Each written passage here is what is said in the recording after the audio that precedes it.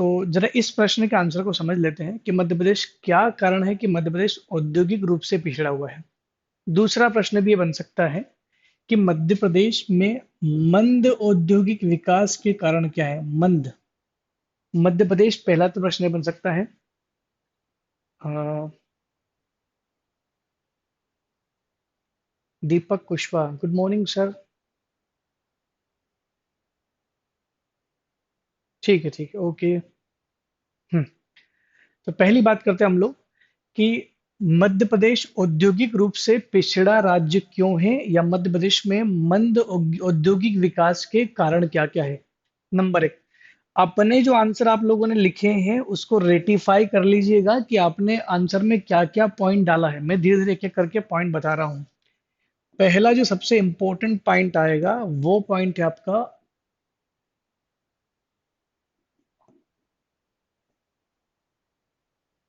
अवसंरचना। अवसंरचना, इंफ्रास्ट्रक्चर, या बुनियादी संरचना भी बोल सकते हैं इसको। बुनियादी संरचना, जैसे नंबर एक, रेल, सड़क, यातायात की कमी। दूसरा,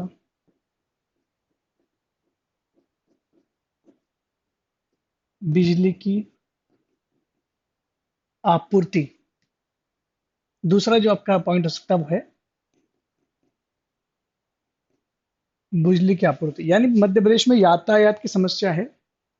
मध्य प्रदेश में सड़क परिवहन, वायु परिवहन या रेल परिवहन जो है इतना अच्छा समृद्ध नहीं है, अच्छा विशेष विकसित नहीं है, जिसके कारण से मध्य प्रदेश में बुनियादी संरचना की जरूरत कमी है। क्योंकि जितने भी उद्योग धंधे, good morning Prasoon, good morning Deepak, good morning Sheela. चलिए आगे बढ़ते हैं।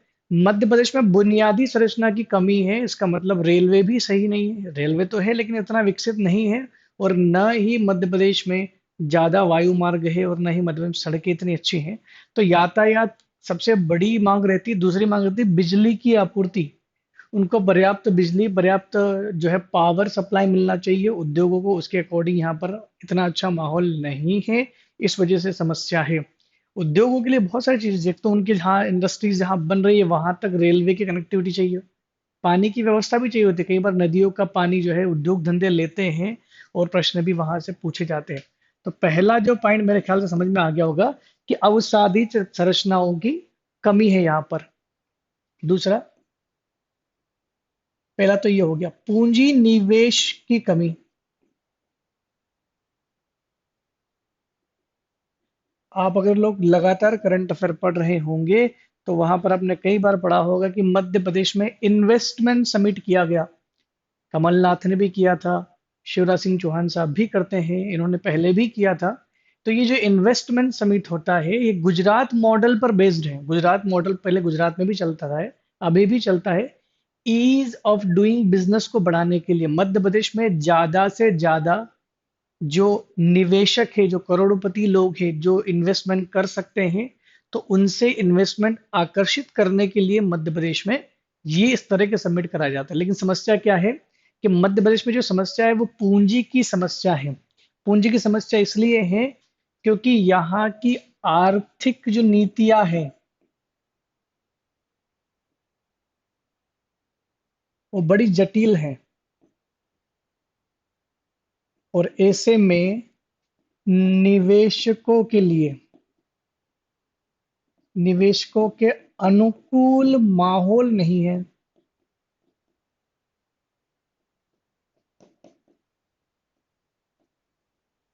मध्य प्रदेश में आर्थिक नीतियां बहुत जटिल है। जटिल से मतलब है कि कई सारे प्रतिबंध हैं। कई सारे राज्यों, मध्य प्रदेश ही नहीं, कई सारे राज्यों में प्रतिबंध है। जैसे अगर आप मध्य प्रदेश में इंडस्ट्रीज खोल रहे हो तो आपको कम से कम इतना परसेंट लोग मध्य प्रदेशों को रोजगार देना होगा, क्योंकि मध्य प्रदेश सरकार के सामने रोजगार की भी बड़ी समस्या है। ऐसे में सरकारें क्या करती हैं कि अपने राज्य के लोगों को प्रमोट करने के लिए उद्योगों पर प्रतिबंध लगा देती है। 5 साल, 10 साल, 15 साल का साइन करती है एग्रीमेंट, लेकिन उद्योगों के लिए लंबा समय चाहिए, क्योंकि कोई भी सरकार आती है तो वो तो केवल 5 साल के लिए रहती है, और 5 साल के बाद नई सरकार अपने नए नियम बना देती है। ऐसे में उद्योग में निवेश करने वालों के लिए ये श्योरिटी होना चाहिए कि लंबे समय तक मुझे यहाँ से फायदा हो। कोई भी व्यक्ति निवेश करेगा तो लाभ के पर्पज से ही निवेश करता है। तो ऐसे में दूसरा पॉइंट हो सकता है पूंजी निवेश की कमी। निवेशकों को यहाँ पर वो माहौल नहीं मिल पाता। ठीक है। तीसरा पॉइंट है प्रौद्योगिकी की कमी। प्रौद्योगिकी की कमी का मतलब होता है मध्य प्रदेश राज्य में ऐसी इतनी अच्छी टेक्नोलॉजी डेवलप नहीं है कि हम लोग मध्य प्रदेश में इंडस्ट्रीज को बहुत बूस्ट कर सकें। यानी मध्य प्रदेश में विश्व स्तरीय विश्व स्तरीय तकनीकी का अभाव।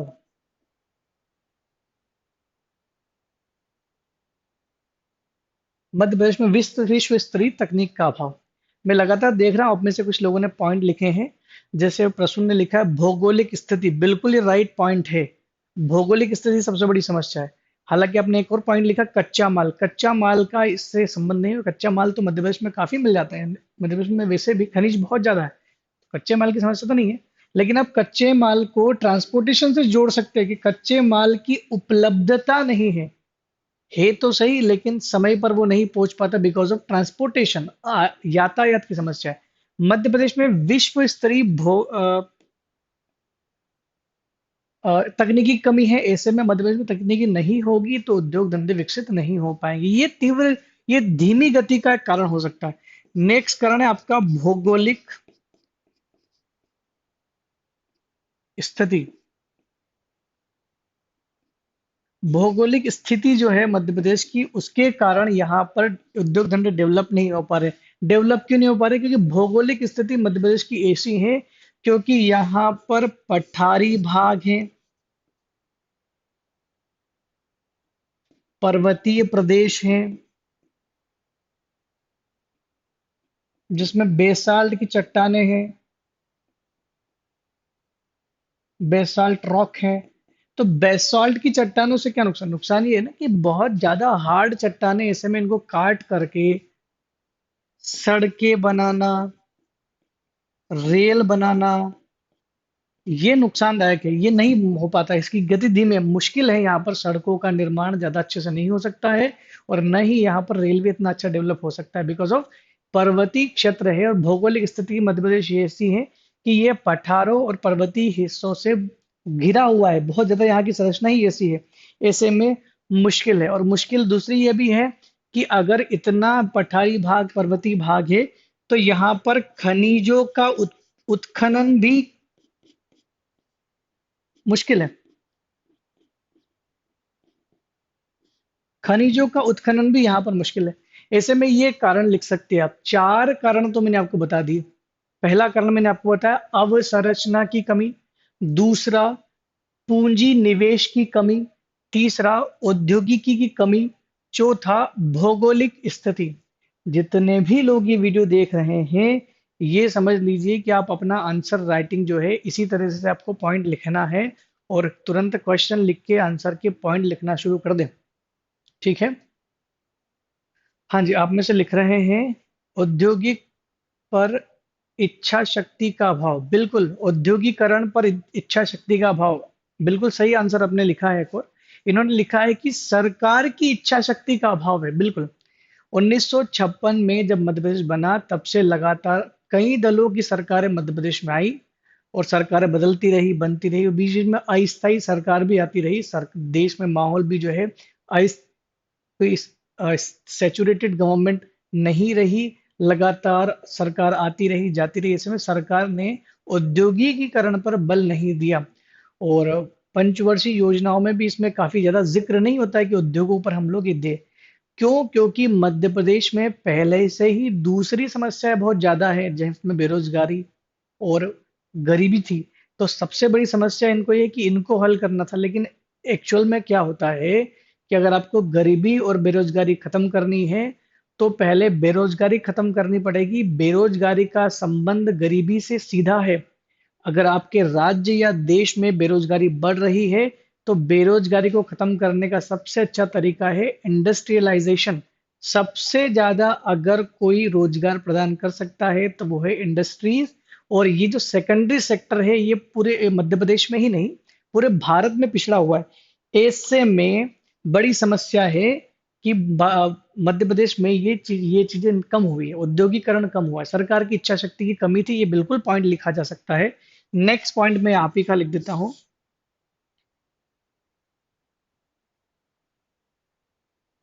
सरकार में इच्छा शक्ति की कमी। क्योंकि लगातार आप वो लोग भी देखते हैं कि 5 सालों तक सरकार क्या काम करती, 5 सालों से सरकार ये काम करती है कि मैं अगले 5 साल के लिए भी आ जाऊं, तो 5 साल के लिए वो ऐसे ही काम करना शुरू कर देता है, ताकि लोगों को खुश करने का काम करती, न कि रोजगार देने का। नई नई योजना ला करके लोगों को सीधा आर्थिक लाभ पहुंचा रही है। उससे क्या, लोग जो है वो डाइवर्ट हो जाएंगे। लेकिन अगर आपके सीधे अकाउंट में पैसा डाल दिया जाए तो उससे आपका विकास नहीं होगा, उससे आप ही का नुकसान है। अगर सरकार जनता के खाते में सीधे पैसे डाल रही है, बिना काम के, अगर बिना मेहनत के किसी को मेहनताना दिया जाए, तो उस व्यक्ति के अंदर काम करने की प्रेरणा खत्म हो जाती है। तो एक बड़ी समस्या है ये। सरकार लगातार हमें खुश करने के लिए किसी योजनाएं लाती जा रही थी, और इससे हमारा पिछला हो, हम लोग पिछड़ते गए। ठीक है, ये पॉइंट मैंने ख्याल सबने लिख लिए होंगे। नेक्स्ट पॉइंट लिखते हैं, निम्न पूंजी का निर्माण। नेक्स्ट पॉइंट लिख सकते हैं आप, निम्न पूंजी का निर्माण। देखिए, एमपी में जो प्रति व्यक्ति आय है,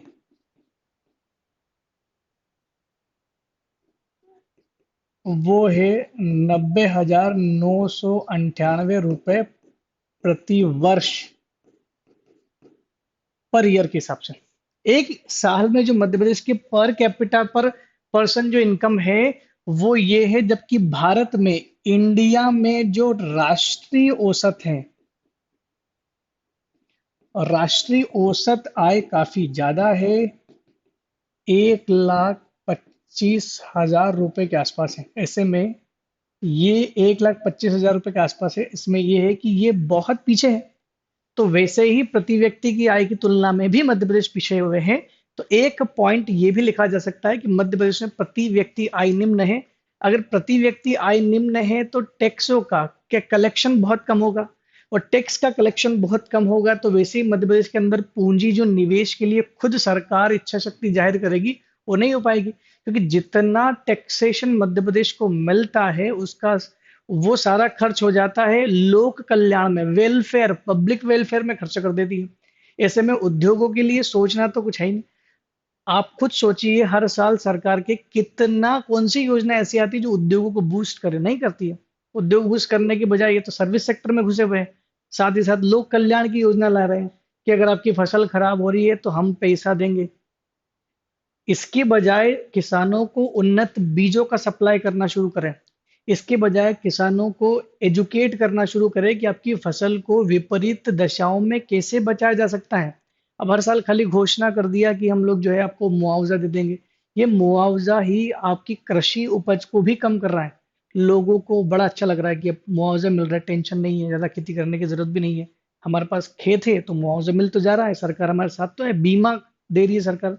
लेकिन इसमें समस्या हमारी है, हम लोग प्रति हेक्टेयर की उत्पादकता हमारी कम होती जा रही है। पंजाब और हरियाणा राज्यों के मुकाबले कई राज्य ऐसे जो काफी अच्छी उत्पादकता दे रहे हो। दुनिया के देशों की तो कंपेयर भी मत करो, क्योंकि वो बहुत आगे निकल चुके हैं हमसे, हम बहुत पीछे हो चुके हैं।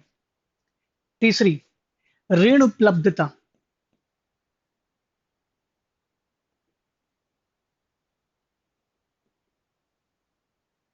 ऋण उपलब्धता की बड़ी समस्या है। सरकार इंडस्ट्री नहीं खोले कोई बात नहीं, अगर कोई पर्सन, कोई व्यक्ति या कोई ग्रुप भी मध्य प्रदेश में इंडस्ट्रीज लाना चाह रहा है, तो उसको अगर मध्य प्रदेश सरकार से या बैंकों की सहायता से उसको एक इंस्टीट्यूशनल लोन प्रोवाइड किया जाता है।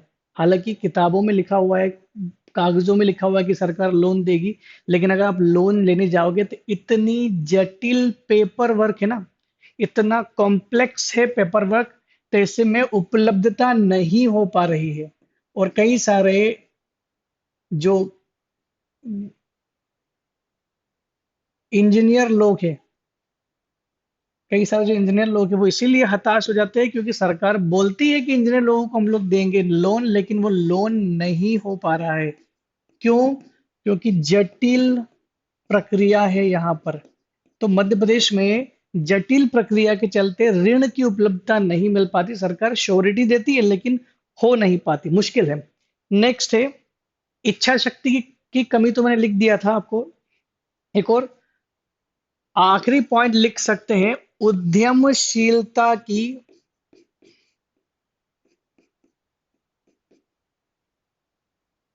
शिक्षा का अभाव।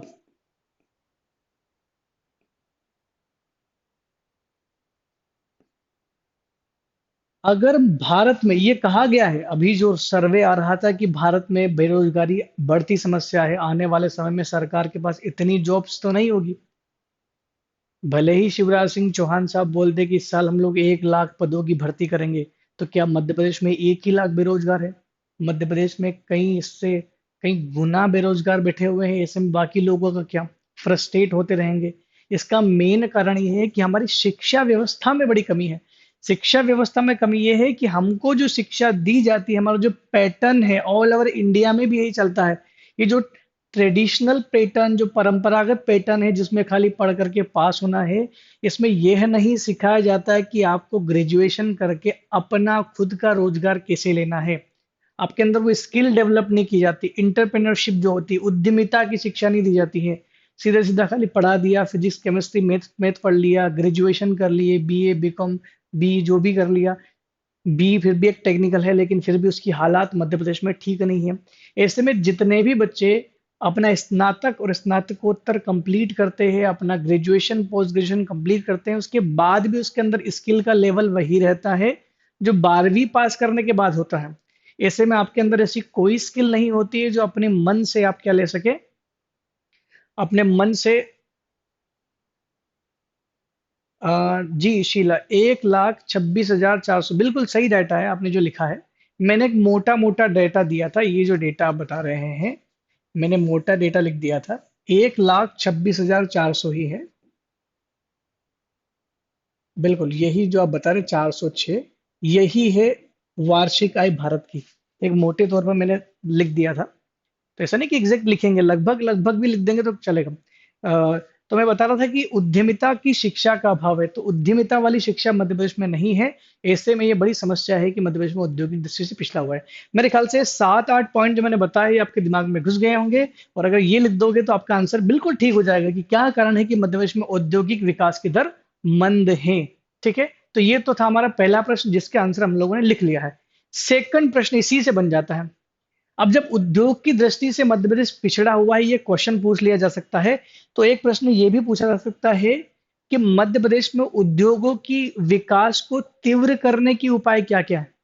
समस्या का समाधान क्या है? जब ये समस्या उद्योगों की ये है तो समाधान क्या है?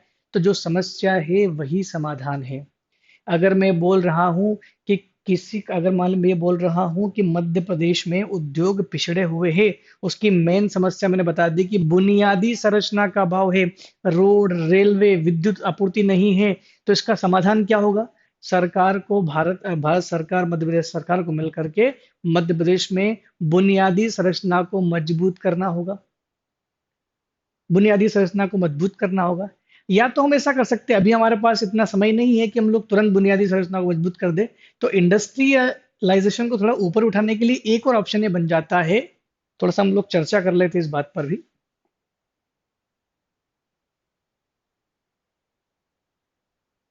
औद्योगिकरण को तीव्र करने के उपाय।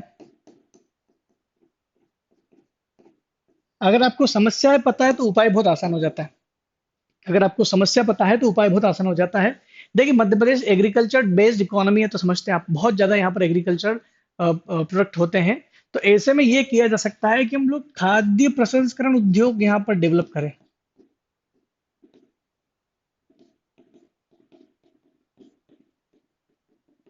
उद्योगों का विकास किया जाए।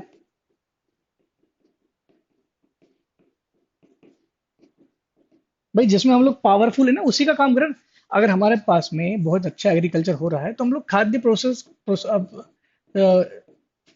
संस्करण प्रसंस्करण का ही क्यों ना विकास करें, तो ये एक बड़ा अच्छा ऑप्शन हो सकता है हमारे पास। दूसरा, अवसंरचना को मजबूत बनाया जाए, जो कमी थी उसको पूरा कर दो। लिखना अलग से मन से कुछ पढ़ना नहीं, किताब पढ़ने की जरूरत ही नहीं है। भाई समस्या हमें पता है तो समाधान भी वही है। अगर मैं बोलूँ कि देश में बेरोजगारी करना है तो खत्म करना है, तो क्या करना पड़ेगा? रोजगार देना पड़ेगा। देश में अगर बेरोजगारी खत्म करना है तो उसका सबसे अच्छा ऑप्शन है कि लोगों को रोजगार मुहैया कराया जाए, रोजगार दिए जाए। तो ये समस्या का समाधान समस्या में ही लिखा हुआ है, उसका उल्टा कर दो, अवसंरचना को मजबूत किया जाए। ये उपाय हो सकता है। निवेशकों के लिए समस्या क्या थी? आर्थिक नीतियां हमारी जटिल थी, कॉम्प्लेक्स थी, नीतियां बड़ी खतरनाक, प्रतिबंध थे। तो नियमों को आसान बनाया जाए।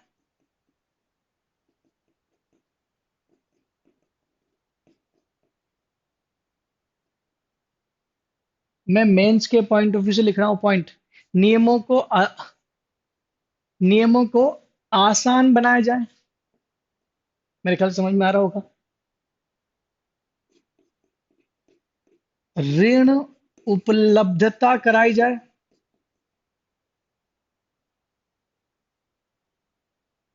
व्यवस्था हो। जितने भी इंजीनियर्स है, जितने भी जो लोग टेक्निकल फील्ड में हैं, उनको निवेश प्रदान किया जाए। और उद्योग का आप हर साल न्यूज़ में पढ़ते हैं कि इतनी कंपनियां घाटे में चल रही है, ये कंपनी घाटे में है, वो कंपनी घाटे में है। अगर आप इन कंपनी के ऑनर का नाम देखोगे तो गवर्नमेंट ऑफ इंडिया दिखेगा। यानी जितनी भी सर्विस, जो पब्लिक सेक्टर कंपनी से ज्यादातर वही घाटे में है। कारण क्या है? सरकारी क्षेत्रों का निजीकरण किया जाए। निजी क्षेत्रों में ज्यादा इन्वेस्टमेंट होगा तो शायद उद्योगों को ये जो है बूस्ट होगा, मध्य प्रदेश में ही नहीं भारत में भी। निजी क्षेत्रों को बढ़ावा दिया जाए। अभी सरकार बहुत ज्यादा इस पर सोच रही है। दिया जाए, ये ऑप्शन भी हो सकता है। निजी क्षेत्रों को बढ़ावा दिया जाए, बहुत अच्छा ऑप्शन हो सकता है। बेहतर ऋण की उपलब्धता।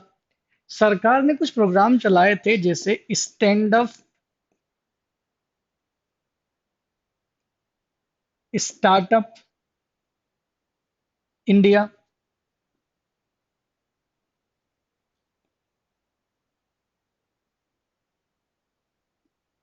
मुद्रा योजना। इनका एग्जाम्पल लिख सकते हैं आपकी स्टैंडर्ड स्टार्टअप इंडिया, मुद्रा योजना आदि जैसी योजनाओं को बढ़ावा दिया जाए, ताकि ज्यादा से ज्यादा लोगों को लोन मिलेगा तो वो प्रोडक्टिविटी करेगा। लोन लेकर के किसी किराने की दुकान डालने से अच्छा है कि वो प्रोडक्टिविटी वाला यानी इंडस्ट्री में घुस जाओ। अब सभी लोग बेचना शुरू कर, सभी लोग किराने की दुकान खोल लेंगे, सभी लोग सर्विस सेक्टर में आ जाएंगे तो मुश्किल है। ऐसे में बेहतर यही होगा कि हम लोग वो चीज बनाएं। किसान के पास, जैसे फॉर एग्जांपल मध्य प्रदेश का जो मिनी पंजाब कहलाने वाला जो हरदा क्षेत्र है, हरदा क्षेत्र में बहुत ज्यादा मात्रा में गेहूं होता है। हरदा क्षेत्र वाले कई सारे जो बड़े किसान हैं या कुछ इंजीनियर्स है, वो चाहे तो वहां पर इंडस्ट्री डेवलप कर सकते हैं इन्वेस्टमेंट लगा करके। सरकार से इन्वेस्टमेंट का जुगाड़ हो जाए, उपलब्धता हो जाए, तो वहीं पर प्लांट डाल लो एक बड़ा सा। और जो दूसरी कंपनियां, बाहर की कंपनियां आकर के मध्य प्रदेश से गेहूं खरीद के आटा सप्लाई कर रही है उसी क्षेत्र में, यानी हमारा ही गेहूं खुद दूसरे लोग पीस करके हमें दे रहे और महंगे में दे रहे। ऐसे में जब उपलब्धता वहीं पर है उस कच्चे माल की, तो क्यों ना वहां पर ऐसी इंडस्ट्री डाल दी जाए। एक एग्जाम्पल के तौर पे बनाया मैंने। तो ऐसे में बड़ी समस्या है, तो सरकार को थोड़ा सा हेल्प करना चाहिए इसमें।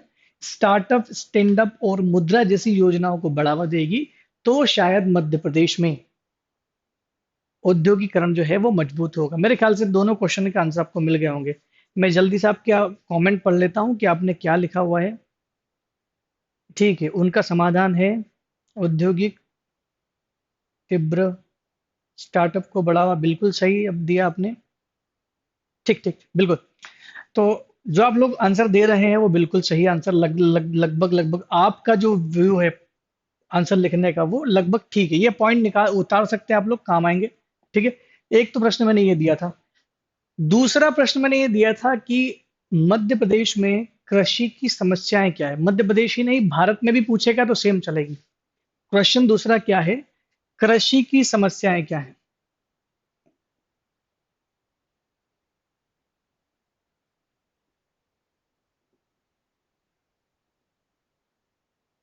मध्य प्रदेश में हो या भारत में हो, कृषि से संबंधित समस्याएं क्या है। मेरे ख्याल से ये भी प्रश्न मैंने लास्ट क्लास में दिया था, इसका आंसर भी जान लेते हैं।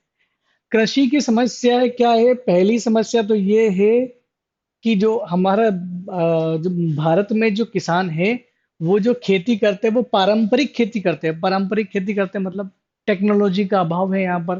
परंपरागत खेती करते हैं। और परंपरागत खेती की सबसे बड़ी कमी है निर्भरता। और किस चीज पर निर्भरता।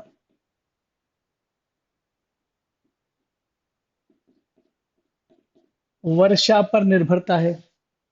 कृषि की सबसे बड़ी समस्या है वर्षा पर निर्भरता। वर्षा कम ज्यादा हो रही तो बड़ी समस्या हो रही है। वर्षा कम हो रही तो खेती नहीं हो पा रही है। दूसरा पॉइंट, सिंचाई की उपलब्धता। कुछ क्षेत्रों में है ठीक, बाकी कुछ क्षेत्रों में नहीं है। सिंचाई की उपलब्धता नहीं होना, ये भी एक बड़ी समस्या है। मध्य प्रदेश में कई सारे क्षेत्र ऐसे हैं जहां पर वर्षा बहुत कम होती है। वहां पर नहरों और नलकूपों के माध्यम से सिंचाई की व्यवस्था होना चाहिए। बांध बना करके मल्टीपर्पज प्रोजेक्ट लाने चाहिए। मध्य प्रदेश में कई सारे प्रोजेक्ट जो है वो अभी प्रगति पर है, काम चल रहा है, लेकिन फिर भी समस्या है। हाँ, नेक्स्ट पॉइंट जो है आपका, एक बड़ी समस्या क्या है कि हमारे मध्य प्रदेश, अच्छा विदेशों में अगर आप देखोगे ना, यूरोपियन कंट्री में आप देखोगे तो बहुत लंबे लंबे बड़े बड़े खेत दिखेंगे आपको। और इतने बड़े खेत होते हैं कि उनके पास इतना इन्वेस्टमेंट मिल जाता है कि वो आराम से खेती कर सके। लेकिन मध्य प्रदेश या भारत की बात कर ले तो इतने छोटे छोटे रकबे हैं। जोतों का आकार, कृषि जोतों का आकार, कृषि जोतों का आकार निम्न है मध्य प्रदेश और भारत में भी निम्न है। एवरेज जो है वो लगभग 1.06 हेक्टेयर है प्रति किसान के पास में। 1.06 हेक्टेयर है, यानी एक एक हेक्टेयर जमीन लेकर के किसान परिवार एवरेज है। अगर एवरेज ही 1.06 हेक्टेयर है, इसका मतलब कई किसान के पास तो 1 बीघा जमीन भी नहीं होगी। ऐसे में वो अपने घर को कैसे पालेगा। तो एक भी बड़ी समस्या है। समस्या एक और क्या है कि परंपरागत कृषि, कृषि परंपरागत कृषि का मतलब ये समझते हैं आप। परंपरागत कृषि का मतलब ये होता है कि हमारे यहाँ पर खेती को प्रॉफिट के बेस्ड पे नहीं किया जाता है। हमारे यहाँ खेती को पेट भरने के उद्देश्य से ज्यादातर परिवार करते हैं कि इतनी कर लो ताकि मेरा पेट भर जाए, सर्वाइवल के लिए, जीवन निर्वहन के लिए। तो अगर आप इस तरह की खेती करेंगे तो बड़ी समस्या है। नेक्स्ट समस्या, तकनीक का अभाव। अच्छी जी तकनीक नहीं है। अगर तकनीक के बारे में जानना है तो आप पंजाब वाले राज्य को देख सकते हैं। बड़े बड़े ट्रैक्टर, बड़ी बड़ी मशीन, हर एक चीज की मशीनरी उनके पास में। और हमारे यहाँ आज भी बड़ी समस्या है, हाथों से काम हो रहा है, बेलों से काम हो रहा है, जो कि बहुत स्लो प्रोसेस है। तकनीकी का अभाव नहीं है, ऐसा नहीं कि है नहीं। पैसा नहीं है, ऋण नहीं है। ऋण नहीं मिलेगा तो ट्रैक्टर नहीं खरीदेगा। और वैसे भी छोटा सा खेत है, 1-2 एकड़ जमीन है, उसके लिए कहाँ का कौन किसान ट्रैक्टर लेगा। बड़ी समस्या है। तो तकनीकी का अभाव।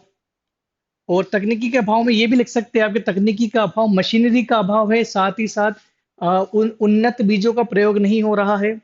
उन्नत बीजों का प्रयोग नहीं होगा तो भी समस्या है। फर्टिलाइजर, यानी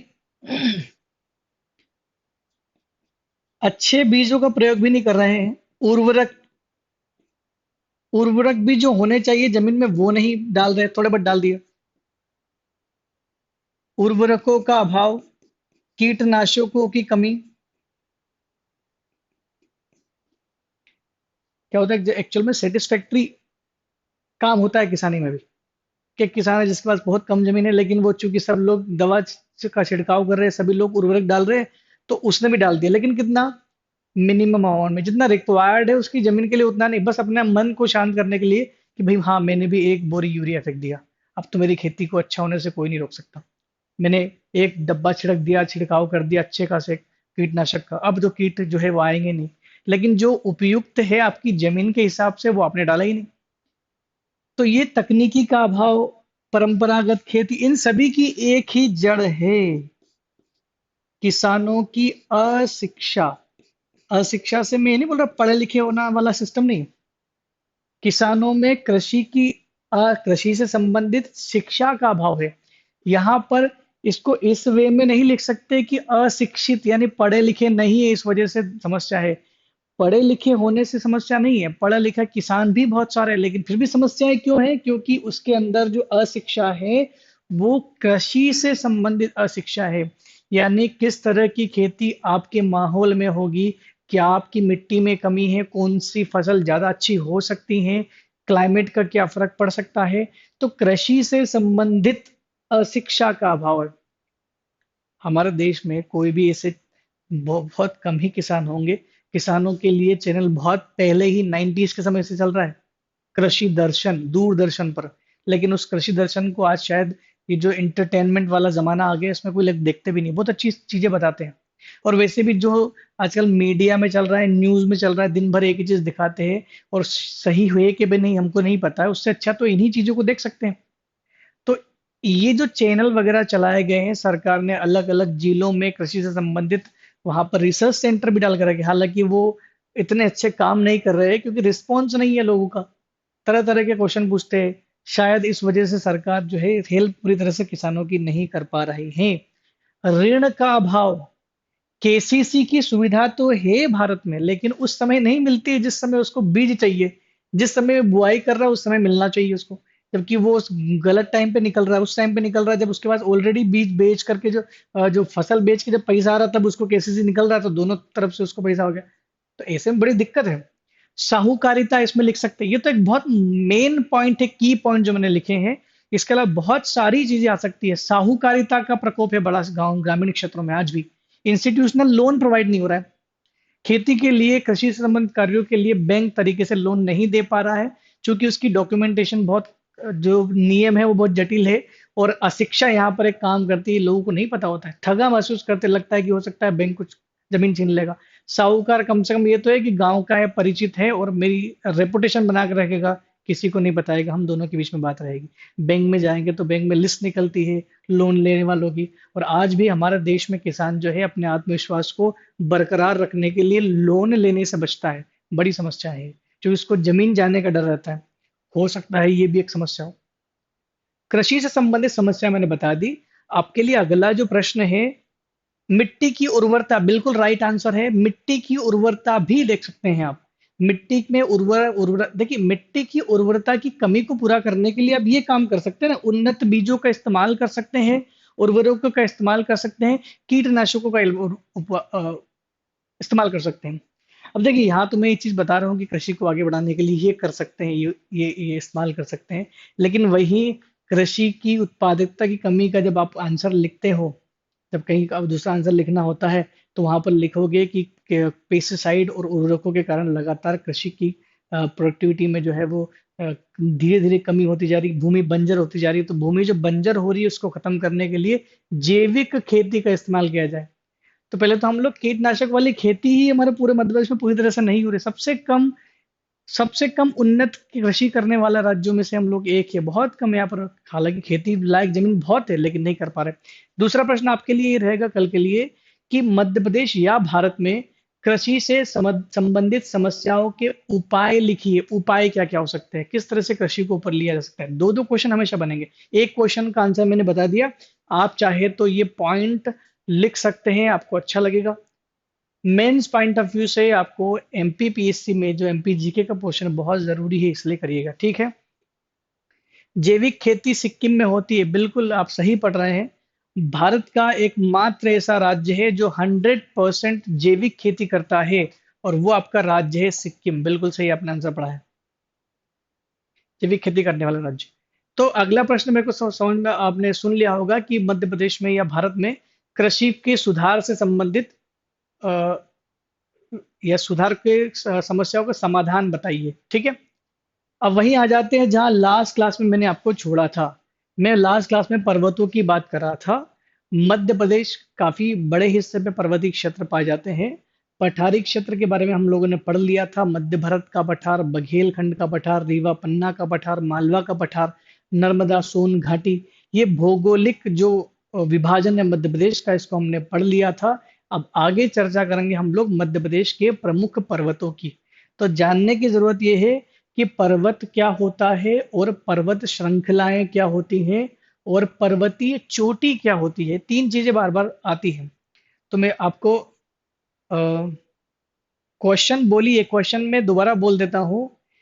क्वेश्चन ये था कि मध्य प्रदेश या भारत में कृषि की समस्याओं के कृषि से संबंधित समस्याओं के उपाय सुझाइए। समस्या के समाधान को लिखना है अब इसमें, ठीक है। फिर से मैं आ जाता हूँ पर्वतों पर।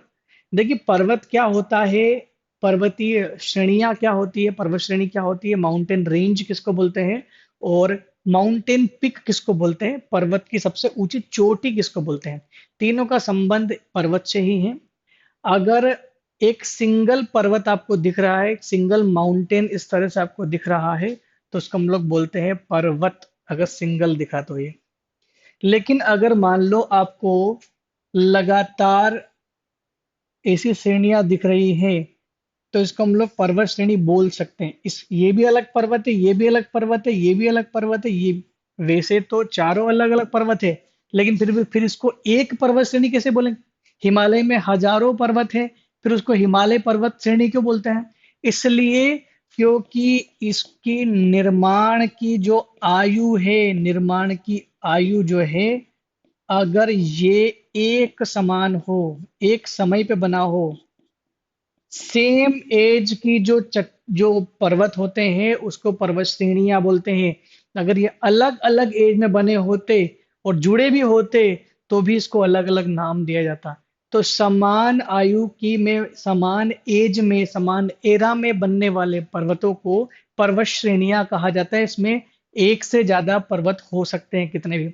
अब इन्हीं सभी पर्वतों में जो सबसे ऊंचा पर्वत होगा, उसकी सबसे ऊंचे उस ऊंचे पर्वत को इस बोलेंगे पर्वत की चोटी, माउंटेन पिक। जैसे हिमालय की सबसे ऊंची चोटी माउंट एवरेस्ट है, सब लोगों ने पढ़ा होगा ये, ठीक है। दोबारा से आ जाता है यहीं पर। माउंटेन की बात करें तो मध्य प्रदेश में दो ही पर्वत श्रेणियां हैं। नंबर एक जो पर्वत श्रेणी है वो है आपकी विंध्याचल पर्वत श्रेणी, जो नर्मदा नदी के ऊपर समांतर फैली हुई है, गुजरात से निकलते हुए बिहार के सासाराम तक, इस तरह से अर्धचंद्राकार एक शेप में बनी हुई है।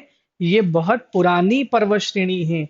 विंध्याचल पर्वत श्रेणी, सतपुड़ा पर्वत श्रेणी, अरावली पर्वत श्रेणी, ये तीनों पर्वत श्रेणियां प्राचीनतम पर्वत श्रेणियों में से एक है, जिसमें अरावली तो बहुत ज्यादा पुरानी है।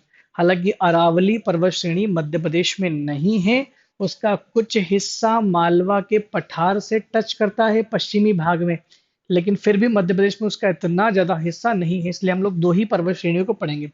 पहला तो हो गया आपको विंध्याचल पर्वत श्रेणी, दूसरी होगी आपकी सतपुड़ा पर्वत श्रेणी, सतपुड़ा पर्वत श्रृंखला। इन दोनों को मैंने आपको बताया था कि पर्वत किसको बोलेंगे, पर्वत उसको बोलेंगे जिसका बेस यानी आधार चौड़ा हो, उसका जो ऊपरी हिस्सा है शीर्ष वो नुकीला हो, तीखा हो, और उसका ढाल तीव्र होना चाहिए, उसको बोलेंगे पर्वत। और जिसकी औसत ऊंचाई, जिसकी ऊंचाई जो है हाईएस्ट पिक जो बोल सकते हैं, वो 1000 मीटर से अगर ऊपर हो तो उसे पर्वत की श्रेणी में डाला जाता है। हालांकि विंध्याचल की सबसे ऊंची चोटी फिर भी 552 मीटर है, लेकिन इसकी लंबाई इतनी ज्यादा है, बहुत लंबी श्रृंखला है, इस वजह से इसको पर्वत श्रेणी का नाम दिया गया है। पढ़ेंगे इसको भी आगे, समझने शुरू करेंगे। ये जो मैंने अभी बात पर्वत श्रेणी के बारे में बात बताई, यहाँ पर लिखा हुआ है समान आयु के पर्वतों के समूह को पर्वत श्रेणी का, एज से इसको रिलेट करना है। ध्यान रखना है, दो चीजें हमको पढ़ना है। आगे बढ़ते हैं।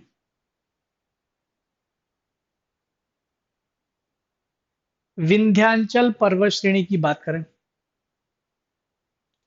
विंध्याचल पर्वत श्रेणी जो है ये मध्य प्रदेश,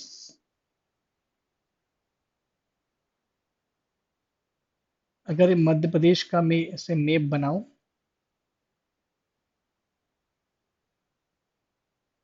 ये तो ये यहां तक फैली हुई है।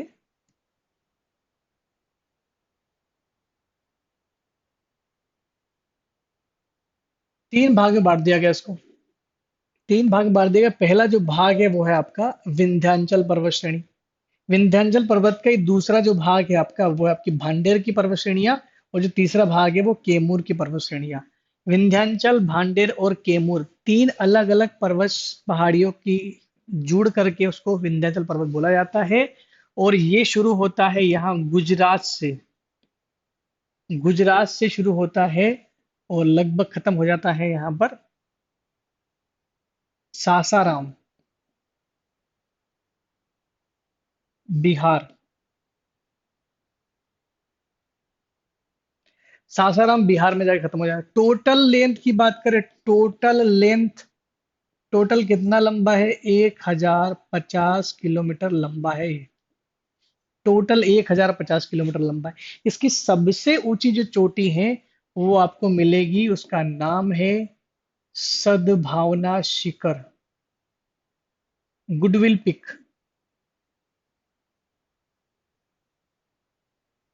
752 मीटर ऊंची है और ये दमोह जिले में है, सद्भावना शिखर। विंध्याचल पर्वत श्रेणी तीन भागों में बटी हुई, विंध्याचल, भांडेर और केमूर की पहाड़ियां। इन तीनों की लंबाई अगर टोटल देखी जाए तो 1050 किलोमीटर की है, और गुजरात से लेकर के बिहार के सासाराम तक फैली हुई अर्धचंद्राकार शेप में है। आधा चंद्रमा जो होता है ऐसे इस तरह से शेप में है। और इसकी सबसे ऊंची चोटी दमोह जिले में है जिसकी ऊंचाई है 752 मीटर। तो ये है आपका विंध्याचल है। अब एक प्रश्न 2016 में जो पूछा गया था, उसे पूछा गया था कि कौन सी पर्वत श्रेणी जो है वो सोन और नर्मदा के बीच जल विभाजक का कार्य करती है। तो भांडेर पर्वत श्रेणी जो है वो सोन और सॉरी यमुना नदी जो है, यमुना और सोन दोनों नदियों के बीच में जल विभाजक, यमुना इधर से बह रही है, सोन इधर से बह रही है। तो ये जो भांडे, हालांकि भांडेर और केमूर दोनों ही उसके आंसर आने चाहिए थे, लेकिन आंसर भांडेर को माना गया था। तो भांडेर और केमूर श्रेणियां जो है ये दोनों जाकर के ऐसे यहाँ पर मिल जाती है। एक बड़ा अच्छा प्रश्न पूछा गया था कि क्या सतपुड़ा पर्वत विंध्याचल पर्वत से टच करता है, मिलते हैं एक दूसरे से। तो यह सतपुड़ा पर्वत और विंध्याचल पर्वत दोनों एक दूसरे से टच करते हैं, मध्य प्रदेश में दोनों जुड़ जाते हैं एक जगह पर। और जिस पर्वत श्रेणी के द्वारा जुड़े होते हैं वो है अमरकंटक की पहाड़ियां। अमरकंटक पर्वत श्रेणी जो मेकाले पर्वत के अंतर्गत आती है, नीचे साउथ में हम लोग पढ़ेंगे अभी सतपुड़ा में। तो वहां पर ये दोनों जुड़ जाती है, ज्वाइंट है इन दोनों में। ठीक है, क्लियर है। आगे बढ़ते हैं।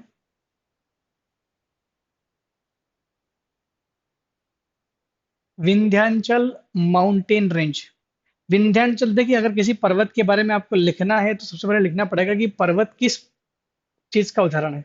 तो ये पर्वत जो है भ्रंश प्रकार का पर्वत है। कगार भूमि बोलते हैं इसको।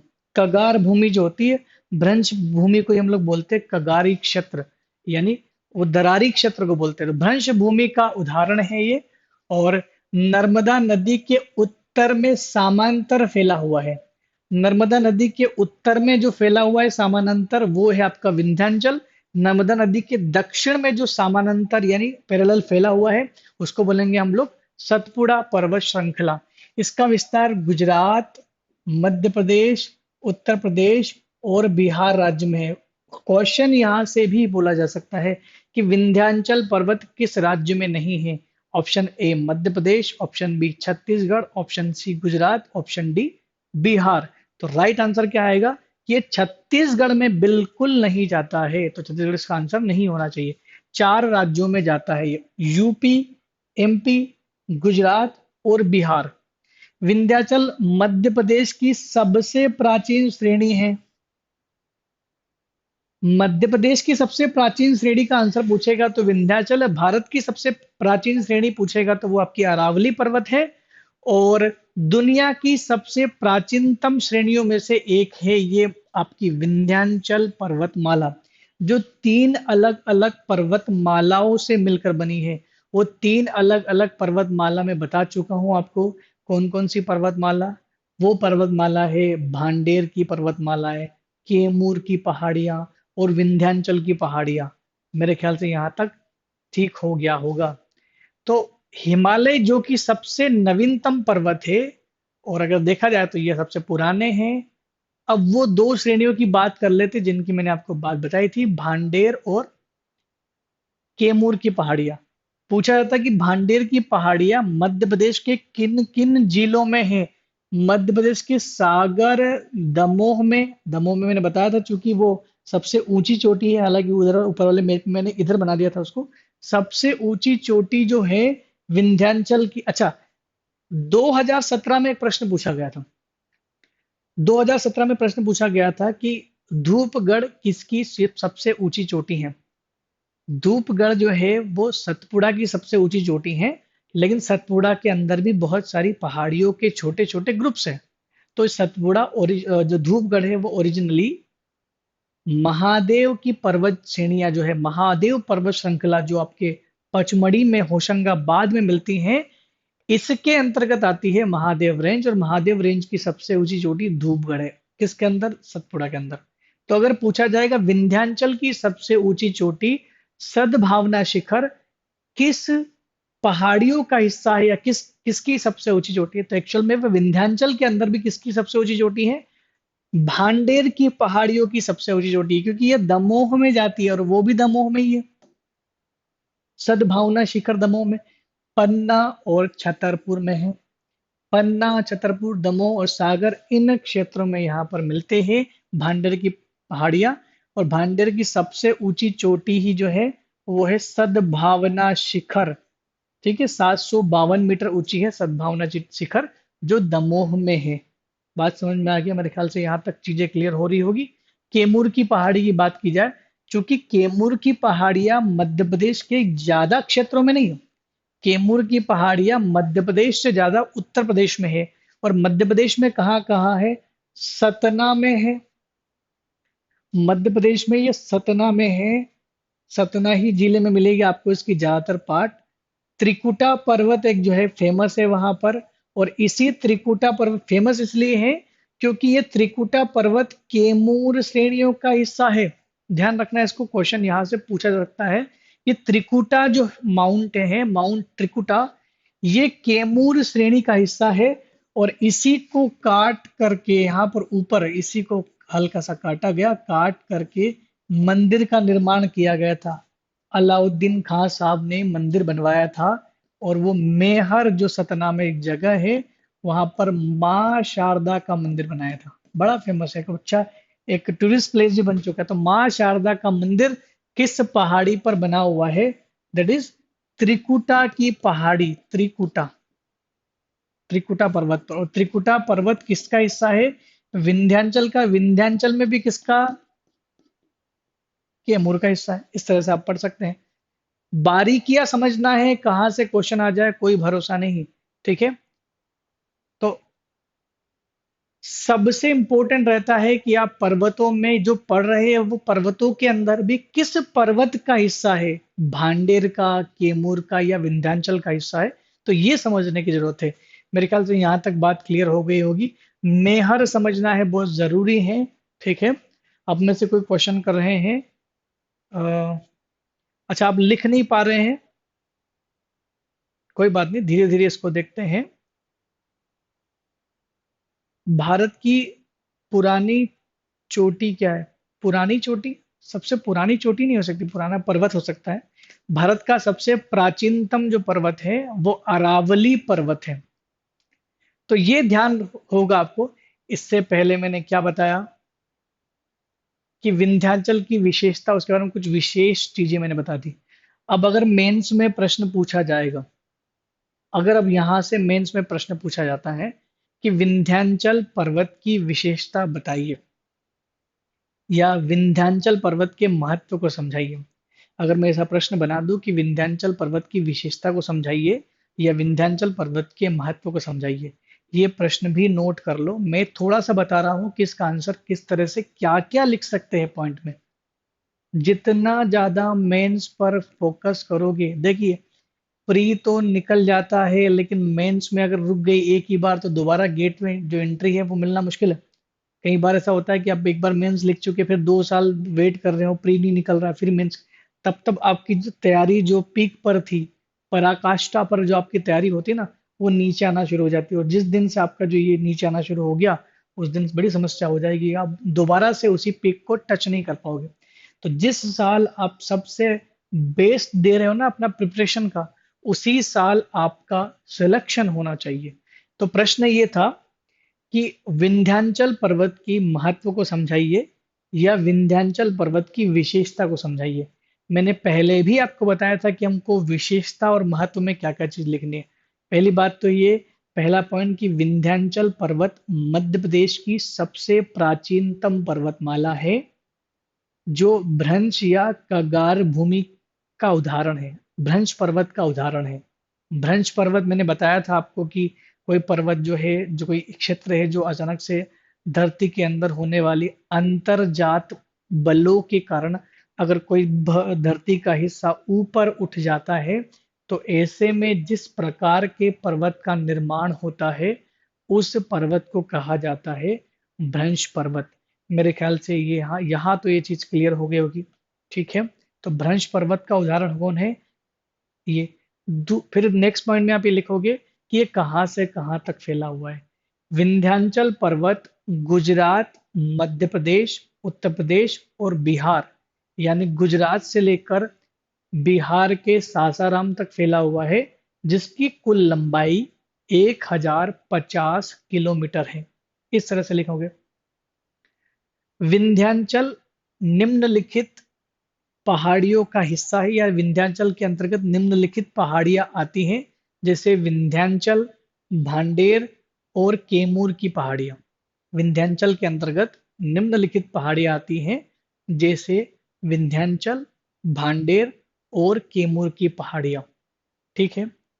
विंध्याचल पर्वत की सबसे ऊंची चोटी जो सद्भावना शिखर है, मध्य प्रदेश के दमोह जिले में स्थित है और भांडेर पर्वत का हिस्सा है। इस तरह से लिखना है।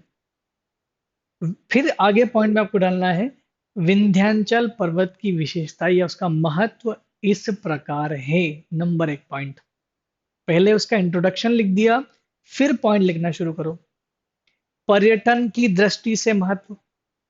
पर्यटन की दृष्टि से महत्व कैसे लिख सकते हैं? आपको दिख ही रहा है भाई। अगर मैं बोल दूं कि पन्ना यहाँ पर है, छतरपुर यहाँ पर है, त्रिकुटा पर्वत, मेहर माता का मंदिर यहाँ पर है, तो ये सब पर्यटन क्षेत्र हैं। लिख सकते हैं आप, विंध्याचल के अंतर्गत कई सारे पर्यटन स्थल आते हैं, जैसे छतरपुर, खजुराहो के टेम्पल है छतरपुर में है। पन्ना है, पन्ना राष्ट्रीय उद्यान भी एक तरह से देखा जाए तो एक पर्यटन स्थल है। लिख सकते हैं सतना में मेहर जो मंदिर है माता जी का, वो भी एक पर्यटन स्थल है। तो पर्यटन की दृष्टि से महत्व बता सकते हैं इन चीजों को बता करके। वही सद्भावना शिखर के बारे में बता सकते हैं। अगर और भी आपको पर्यटन से संबंधित जानकारी अगर किताब में मिल जाती है, तो वो भी यहाँ मेंशन की जा सकती है। क्लियर बात है। तो एक महत्व तो ये होगा। दूसरा महत्व यह हो सकता है कि विंध्याचल पर्वत श्रेणी से कई सारी नदियों का स्रोत है, उद्गम है, और कई सारी नदियां यहाँ से निकलती हैं। नदियों का प्रवाह होता है, जैसे चंबल नदी यहाँ से निकल रही होती है। यहीं से चंबल, सिंध, बेतवा, केन, सोन, सारी नदियां यहीं से होकर ऊपर ऊपर होते हुए जाती है। तो आप देखोगे नदियों का जाल बना हुआ है। तो अगर पानी की व्यवस्था होगी, नदियां होगी, तो इरिगेशन हो सकता है, सिंचाई हो सकती है, कृषि हो सकती है, बांधों का निर्माण हो सकता है, उद्योग धंधों को बसाया जा सकता है। तो देखो ना कितने सारे महत्व हो गए उस पर्वत के। तो पर्वत के महत्व ये हो गए। यहीं पर पर्वतीय क्षेत्र में शिवपुरी जो है सबसे ठंडा क्षेत्र है, ये बता सकते हैं आप। ठीक है। तो पर्वतों के महत्व को लिखा जा सकता है, बस शर्त यह है कि पर्वत की लोकेशन, भौगोलिक स्थिति अगर पता है, किन किन क्षेत्रों में फैला हुआ है ये पता है, तो बाकी सोचने की जरूरत नहीं कि आंसर किस तरह से लिखा जाए। तो मेरे ख्याल से विंध्याचल से संबंधित सारी समस्याएं यहाँ पर आपको समाधान मिल गया होगा कि विंध्याचल पर्वत किस तरह से महत्वपूर्ण हो जाता है और कहाँ से कहाँ तक आता है। अच्छा, विंध्याचल पर्वत की एक विशेषता है, भारत को पहले आर्य और द्रविड़ दो भागों में बोला बांटा जाता था, आर्यंस और द्रविडियंस। ये आर्य और द्रविड़ यानी उत्तर भारत और दक्षिण भारत, दक्कन और उत्तर जो दो वर्ड थे, दक्षिण भारत उत्तर भारत। तो दक्षिण भारत और उत्तर भारत को भौगोलिक रूप से जो विभाजित करती हैं वही हैं आपकी विंध्याचल की श्रेणियां। प्राचीनतम जो विभाजक है ना भारत का, बहुत पुराना विभाजक रेखा है ये। तो मैं बोल सकता हूं कि विंध्याचल पर्वत भारत को भौगोलिक रूप से दो भागों में बांटता है, उत्तर भारत और दक्षिण भारत। प्राचीन काल में इसे आर्य और द्रविड़ में बांटा गया था। विंध्याचल के ऊपर का हिस्सा आर्यन क्षेत्र कहलाता था, जबकि विंध्याचल से दक्षिण का हिस्सा द्रविडियन क्षेत्र कहलाता था, या उत्तर भारत या दक्षिण भारत भी कह सकते हैं। दक्षिण भारत अलग है, प्रायद्वीपीय भारत अलग होता है। ठीक है। और साउथ इंडियन स्टेट अलग बोलते हैं, ध्यान रखना, बहुत सारे इसमें टर्म्स है। मैं अगर बोल दूं कि दक्षिण भारत, तो विंध्याचल पर्वतमाला के नीचे का हिस्सा दक्षिण भारत कहलाता है। अगर मैं आपको बोल दूं कि प्रायद्वीपीय भारत, तो वह हिस्सा जो समुद्र से सीमा साझा करता है, प्रायद्वीपीय भारत कहलाएगा।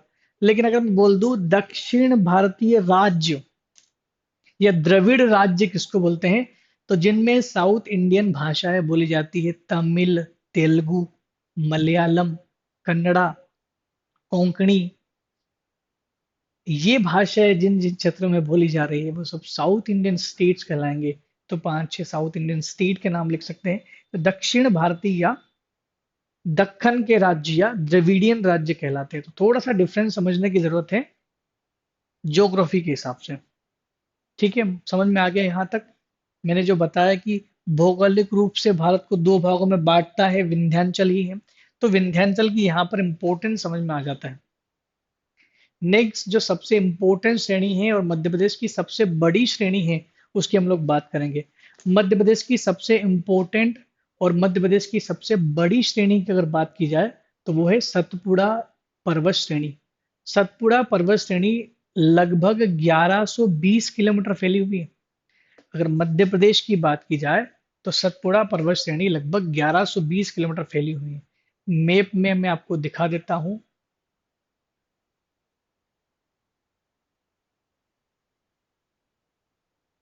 1120 किलोमीटर काफी बड़ा हिस्सा होता है। और मध्य प्रदेश ही नहीं, और भी राज्यों में और भी राज्यों में इसका हिस्सा है। देख लेते हैं कहाँ कहाँ पर है। तो ये रहा आपका मैप। और ये यहां से शुरू होती है,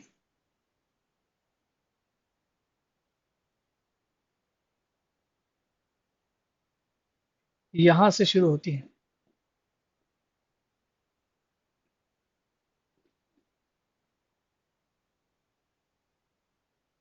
इस तरह से। मध्य प्रदेश, गुजरात, छत्तीसगढ़ तक इसकी सीमा जाती है।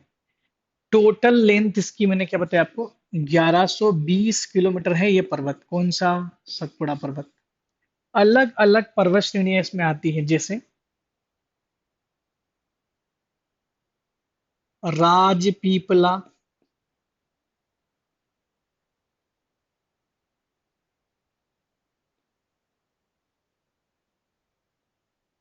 राजपीपला की पहाड़ियां बुरहानपुर दर्रे के आसपास यहाँ पर आती है, इसकी जो पहाड़ी है जिसका नाम है ग्वालीगढ़ की पहाड़ियां।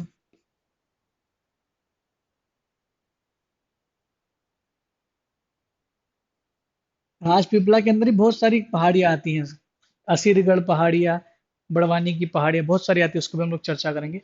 सबसे इंपॉर्टेंट जो पहाड़ियां हैं वो आपकी आएगी होशंगाबाद जिले में, जिसका नाम है महादेव हिल्स।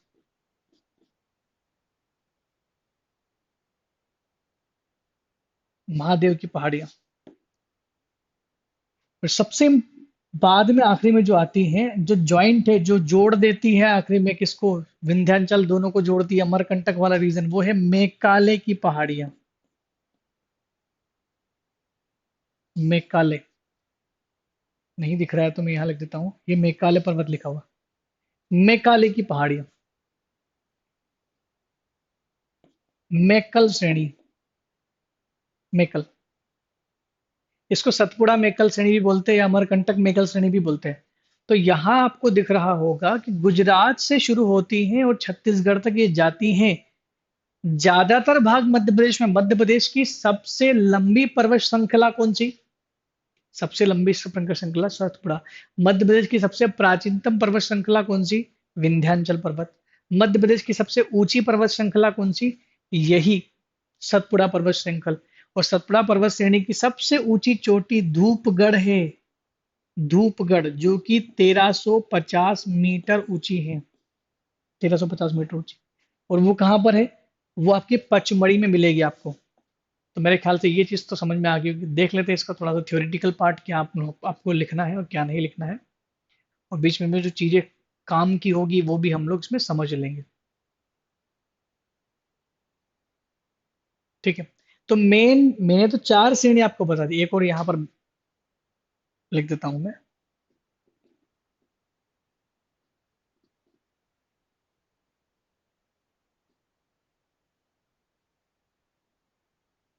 ग्वालीगढ़, ग्वालीगढ़ की श्रेणियां, तो राजपीपला की पहाड़ियां, ग्वालीगढ़ की पहाड़ियां, महादेव पर्वत श्रेणी और मैकाली की पहाड़ियां, 4 अलग अलग भागों में बांटा गया है।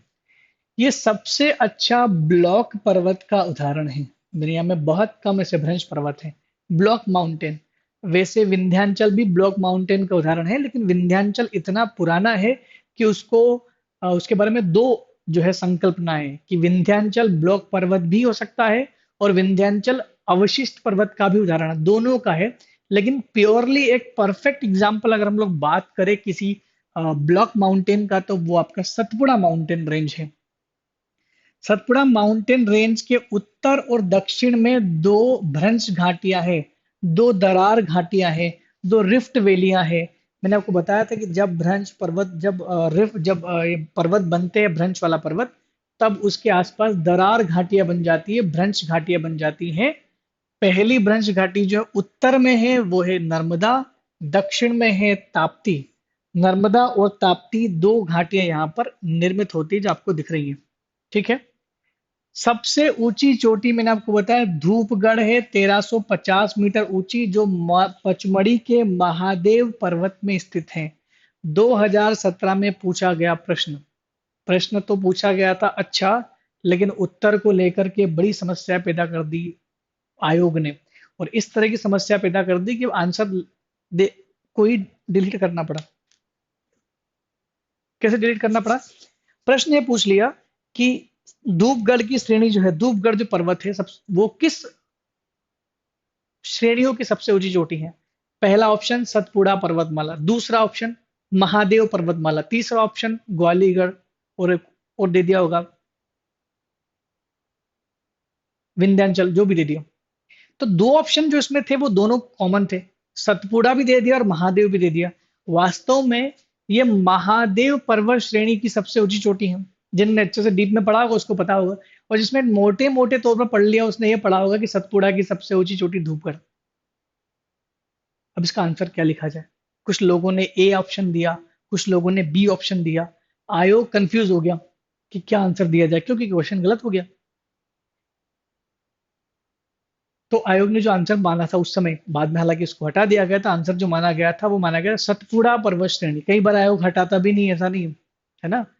तो जब बड़ा चीज पूछा जाए, अगर मैं पूछ लूं कि भोपाल शहर जो है ये कहाँ पर स्थित है, option A Madhya Pradesh, option B Bharat, option C में कोई दूसरा देश, ऑप्शन डी में कोई दूसरा देश, तो आपका आंसर मध्य प्रदेश भी सही होगा, भारत भी सही होगा।